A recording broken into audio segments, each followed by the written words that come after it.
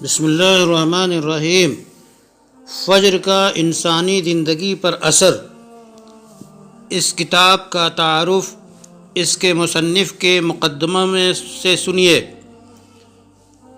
شیخ Abdul Hamid Jasim البلالی Kuwait کی مشہور شخصیت ہے، دعوت ان کا عظیم میدان ہے۔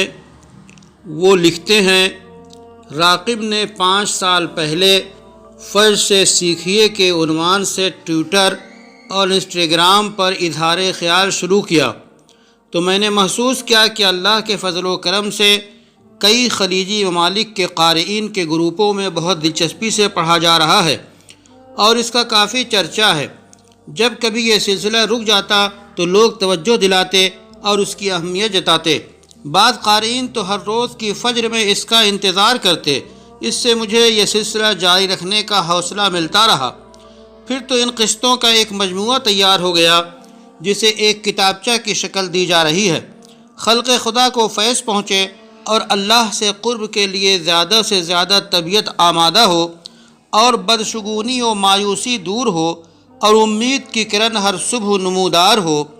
اللہ کی شاہکار مخلوق انسان جب قسم کھاتا ہے تو سب سے باعظمت ذات کی کھاتا ہے، اور وہ ذات برحق زمین و آسمان اور ہر مخلوق کی خالق و پالنہار ہے۔ اور جب خالق قسم کھاتا ہے تو عظیم ترین مخلوق کی قسم کھاتا ہے۔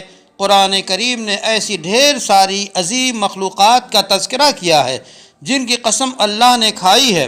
اللہ نے رات کی، قیامت کی، سورج کی اور چاشت کے وقت کی قسم کھائی۔ اسی طرح فجر کی قسم کھائی اور فرمایا والفجر ولیال عشر، قسم ہے فجر اور 10 راتوں کی۔ فجر کی قسم اس پرشکوہ مخلوق میں پنہاں سامان عبرت سے واقفیت پر انسان کو ابھارتی ہے اور ہر نئے دن کے آغاز میں یاد دہانی کراتی ہے۔